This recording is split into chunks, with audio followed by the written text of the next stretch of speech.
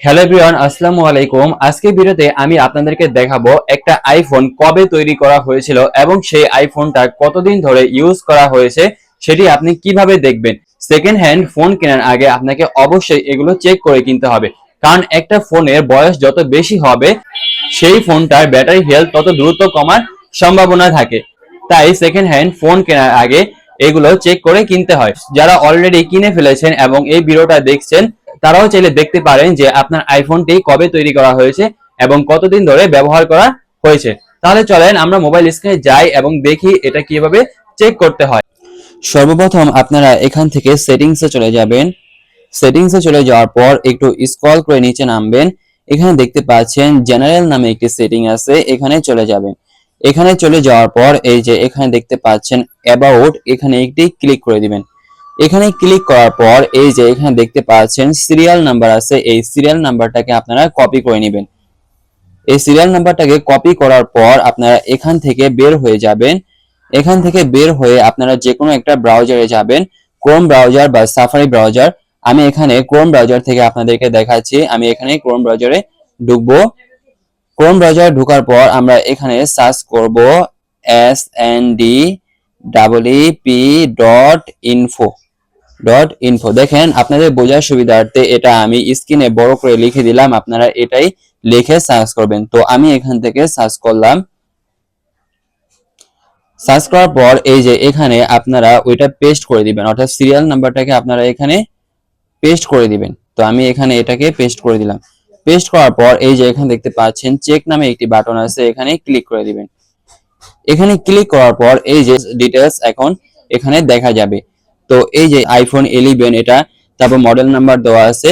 এই দেখেন internal name এখানে আইফোন 12 আর 1 আছে। এটা হলো একটা আইফোনের অভ্যন্তরীণ হার্ডওয়্যারের কাজ। তো এটা নিয়ে কথা বলতে গেলে ভিডিওটা অনেক লং হয়ে যাবে। এটা অনেকের অনেক রকম থাকতে পারে, অর্থাৎ আইফোন 13 সিরিজ বা এক্সএস সিরিজ বা এক্সএস ম্যাক্স বা আদার সিরিজে এখানে অন্যরকম থাকবে। তারপর দেখেন এখানে আছে ইন্ট্রোডিউস। এখানে দেখেন এখানে আছে 2019। এটা যেহেতু আইফোন 11, এটা আমার মনে হয় সেপ্টেম্বরের 20 তারিখ 2019 সালে এটা রিলিজ হয়েছিল, সেহেতু এখানে 2019 দেখাচ্ছে। তারপর দেখেন এখানে আছে সেল রিজন, চায়না, মেইনল্যান্ড, হংকং, অর্থাৎ এটা হংকং ভেরিয়েন্টের একটি ফোন। এই মডেলের বিশেষত্ব হলো এতে ফিজিক্যাল সিম, দুইটি আসল সিম কার্ড ব্যবহার করা যায়, যা সাধারণত অন্য দেশের মডেলে থাকে না। অন্যগুলোতে একটি ফিজিক্যাল ও একটি ই সিম থাকে।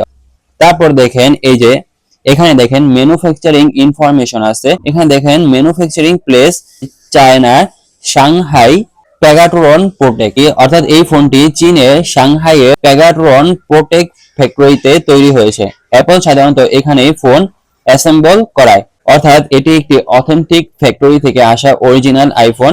তারপর দেখেন এখানে আছে ইয়ার অফ ম্যানুফ্যাকচার, অর্থাৎ এখানে দেখেন 2021 আছে, অর্থাৎ এই ফোনটি 2021 সালে তৈরি করা হয়েছিল। এস্টিমেটেড প্রোডাকশন ডেট দেখেন এটা 2021 সালের 19 এপ্রিল তৈরি করা হয়েছে। তারপর দেখেন এই যে এখানে টাইম দেওয়া আছে, অর্থাৎ 4 বছর 11 মাস 19 দিন ধরে এই ফোনটা ব্যবহার করা হচ্ছে। এই যে দেখেন, অর্থাৎ এখানেই লেখা আছে যে এই ফোনটি কতদিন ধরে ব্যবহার করা হচ্ছে। এখানে দেখেন এখানে কিন্তু ইয়ার অফ ম্যানুফ্যাকচারিং 2021 আছে, অর্থাৎ এটা কিন্তু 2021 সালে তৈরি করা হয়েছিল।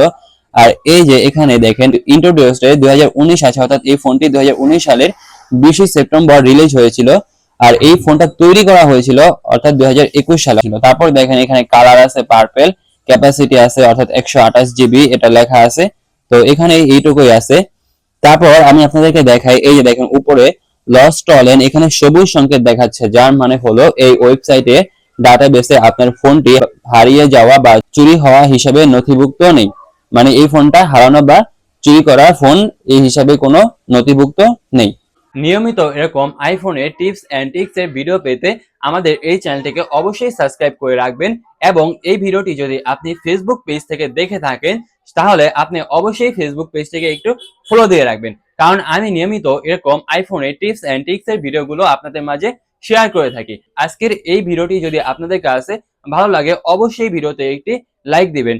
আর হ্যাঁ, কালকে কিন্তু আমি একটি ইন্টারেস্টিং ভিডিও নিয়ে আসবো আপনাদের জন্য। তো আপনারা সেই ভিডিওটি পাওয়ার জন্য এখনই চ্যানেলটাকে সাবস্ক্রাইব করে দিন।